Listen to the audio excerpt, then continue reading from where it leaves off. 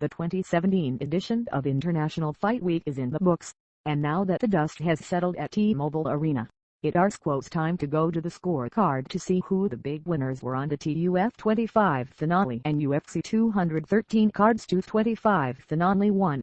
Justin Gaethje after 22 fights on Friday and Saturday. It rsquos clear that the big winner of the weekend was Justin Gaethje, living up to all of the advance hype on his UFC debut and pretty much surpassing it. The former WSOF champion won a back-and-forth brawl with Michael Johnson that will be a tough act to follow when it comes to determining 2017 rsquos Fight of the Year. Perhaps more importantly, Gaethje did everything he said he would when it comes to laying it all on the line once the Octagon door shut. And the only negative about his performance is that now we have to wait for his next fight, and can get one every week too. Jesse Taylor's feel-good story of International Fight Week was clearly Jesse Taylor, who lived up the ldquoRedemption theme of this season of The Ultimate Fighter by winning the show many believed he would have won 9 years ago if not for some out-of-the-octagon antics that caused him to be pulled from the TUF 7 final, and even though the redemption provided by his victory over Dhiego Lima was the prevalent storyline, some may forget how good he looked on the show and against Lima, making his win last Friday not just the culmination of a journey, but perhaps the start to a new story for the 34-year-old veteran. 3. Tecia TorresWhen breaking down the strawweight matchup between Tecia Torres and Juliana last week. High Road ldquoWhile. Tecia Torres and Juliana have yet to set the division on fire in recent bouts.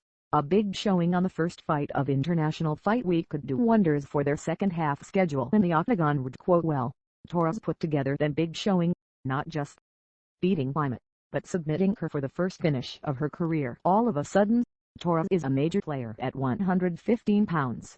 And yeah, the fighters between the ldquoTiny tornado and Michelle Waterson has a lot more heat behind it now. 4.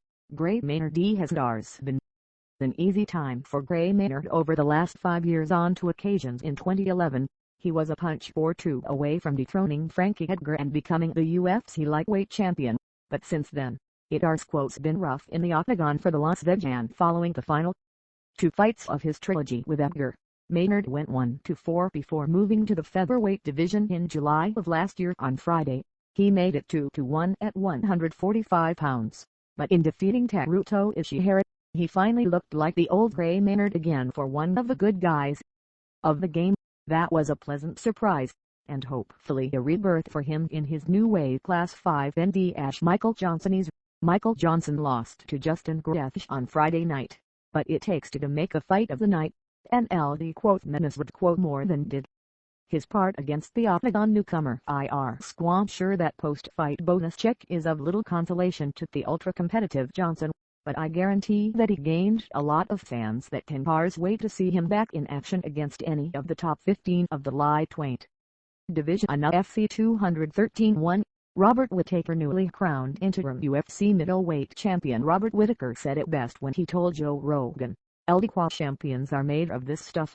He was right. Only a true champion suffers a knee injury in the first round of a 5-round fight and not only battles on, but wins the last 3 rounds against a terrifying finisher like Yoel Romero. In doing so, ldquoTiny took a belt home to Australia and set up a future battle with sidelined 185-pound title holder Michael Bisping. And given the fact that Whittaker is seemingly getting better with each fight, the longer it takes for that fight to come off, the worse it may be for ldquoTiny. 2.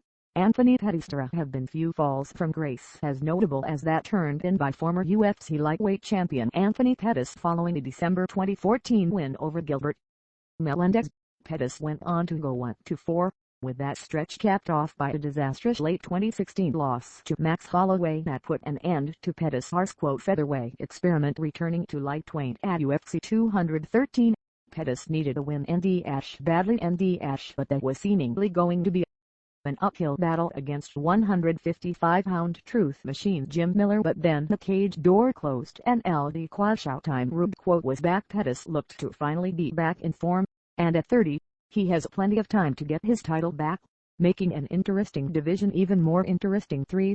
Alexei Oleanik rsquos easy to look at Russia rsquos Alexei Oleanik and assume that he rsquos just some 40-year-old veteran who is around to make up the numbers in the heavyweight division, but let rsquos look past the surface and see that he rsquos won 13 of his last 14 bouts, has some of the deadliest submissions in the UFC, and has the stopping power in his fists to put anyone in the division on the canvas and hell if puts on action fights. So, after taking Performance of the Night honors in his victories over Jared Berchtold and Victor Persta, he finally got some spotlight against Travis Brown on Saturday, and he took advantage of it, submitting Brown in the second round. It was the kind of performance that should have casual fans taking notice, and he rsquos going to be a tough out for any of the big men ahead of him in the rankings. For Rob Fontany Day, Rob Font may look back at his Saturday victory over Douglas Silva and Rob as the most important of his young career. Why?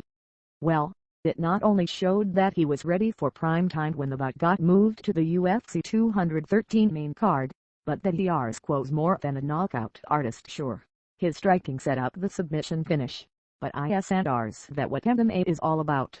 Using all your weapons to get the victory. That rsquos what Font did. And if he can keep busy and keep evolving, the rsquos got the tools to make a lot of noise at the other reaches of the 135-pound Division 5. Trevin may not have a nickname at the moment, but if he needs one. After his knockout of James Bogdanovic, ldquo smooth rdquo may not be a bad moniker, because that was the one word that came to mind after the UFC 213 opener coming in on short notice against fellow debutant Bogdanovic. Giles looked like he had fought in the UFC 20 times already, and as he took control of the bout, his game seemed almost effortless. It may not have been the kind of debut Justin Gaethje turned it, but it was impressive and makes Giles a must-see prospect when he moves down to middleweight for his next bout.